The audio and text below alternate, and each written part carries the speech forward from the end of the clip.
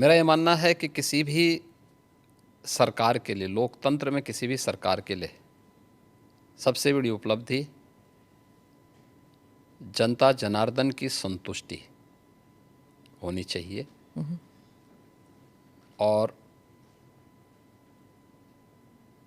मैं इस बात को कह सकता हूँ कि पिछले 8 वर्ष में हमारी सरकार ने प्रधानमंत्री मोदी जी के प्रेरणादायी मार्गदर्शन में, उनके विजनरी नेतृत्व में उत्तर प्रदेश के समग्र विकास के लिए जो भी रूपरेखा तैयार की थी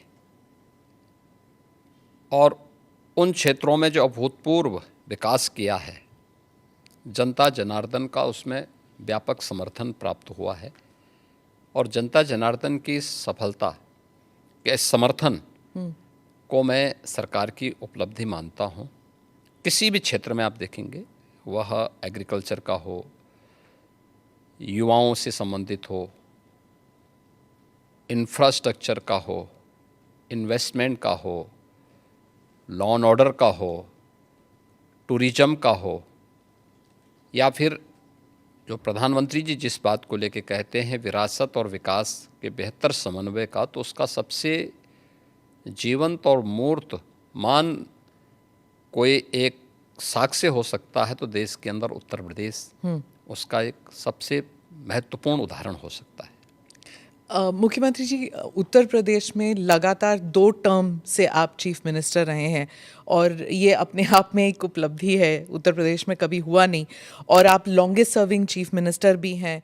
तो उत्तर प्रदेश की जनता ने आपको दूसरी बार क्यों इलेक्ट किया था? क्या इसलिए कि आपकी छवि एक हिंदुत्ववादी नेता की है, या फिर फर्स्ट टर्म में आपने माफिया राज पर जो धावा बोला था इसकी वजह से? किस लिए आपको दूसरी टर्म में? और क्या, एक और सवाल इसमें, क्या आप हैट्रिक के लिए ट्राई कर रहे हैं आप?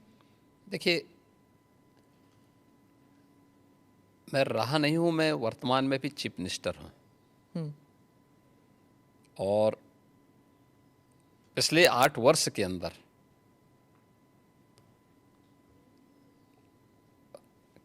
अपनी पार्टी के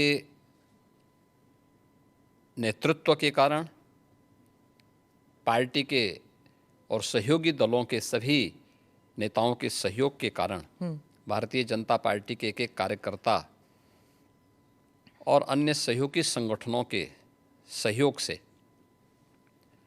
जनता जनार्दन का जो आशीर्वाद हमें प्राप्त हुआ है, तो ये हमारी सरकार को पहली बार यह अवसर मिला है कि आज़ादी के बाद कोई मुख्यमंत्री 5 वर्षों तक लगातार काम करे और फिर से वह 2/3 मेजॉरिटी के साथ गवर्नमेंट बना ले। ये फर्स्ट टाइम हुआ था और यह भी उपलब्धि हमारे साथ जुड़ी थी। और पिछले 8 वर्ष से तो हम यहाँ सेवा कर ही रहे हैं। तो सेवा, सुरक्षा और सुशासन का जो मॉडल हमारी पार्टी का था, उसको प्रभावी ढंग से उत्तर प्रदेश में लागू करने के कारण आज जनता जनार्दन का व्यापक आशीर्वाद भारतीय जनता पार्टी के साथ में है, हमारे साथ में है। और लोकतंत्र में जनता जनार्दन का आशीर्वाद जिसके साथ में होगा वह सरकार में आएगा। तो ये ट्रिपल एस, तो ट्रिपल टाइम सरकार, तो ट्रिपल एस तो उसी का उदाहरण है। तो फिर तीसरी बार के लिए भी आप कोशिश करेंगे? मैं कोशिश नहीं करूँगा, हमारी पार्टी कोशिश करेगी। पर चीफ मिनिस्टर तो आप ही बनेंगे ना? नहीं, मैं क्यों बन सकता हूँ? भारतीय जनता पार्टी का कोई भी कार्यकर्ता बन सकता है। अच्छा, क्योंकि ऐसी अटकलें लगाई जा रही थी, क्योंकि आपने कहा था कि जब आप पहले टर्म में आपको कुछ अफसर ने कहा था कि आप अयोध्या मत जाइए, विवाद हो सकता है, और आपने कहा कि अगर सत्ता चली भी जाए तो कोई बात नहीं। अब आपने ये 2-3 बारी कहा कि सत्ता चली जाएगी, त्याग देंगे। जब ऐसी बातें होती है तो फिर अटकलें लगाई जाती है कि शायद योगी जी दिल्ली की तरफ देख रहे हैं, या फिर दिल्ली से न्योता आया है। देखिए,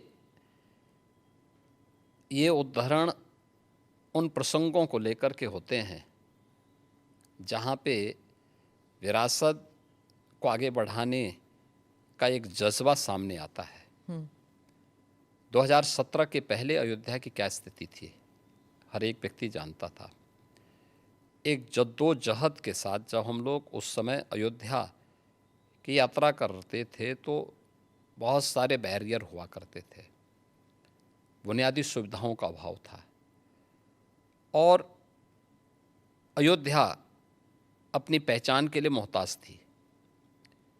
2017 में भारतीय जनता पार्टी की डबल इंजन की सरकार उत्तर प्रदेश में बनी और उत्तर प्रदेश में सरकार बनने के बाद उन चुनौतियों से भी हमें का भी सामना करना था।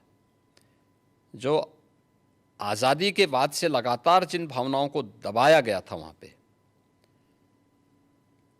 साथ साथ अयोध्या का समग्र विकास भी करना था, लेकिन अयोध्या को उसकी पहचान भी देनी थी। और उसी में एक बड़ा तबका ऐसा था जो ये मानता था कि हमें इस प्रकार के मुद्दों को नहीं टच करना चाहिए क्योंकि ये विवाद हो सकता है। देखिए, आप सत्ता में रहेंगे तो आपके लिए अनुकूल वातावरण भी होगा, प्रतिकूल भी होगा। अनुकूल और प्रतिकूल के बीच में समन्वय बना करके जब हम आगे बढ़ते हैं तो ही कुछ परिणाम दे पाएंगे। और अयोध्या के साथ भी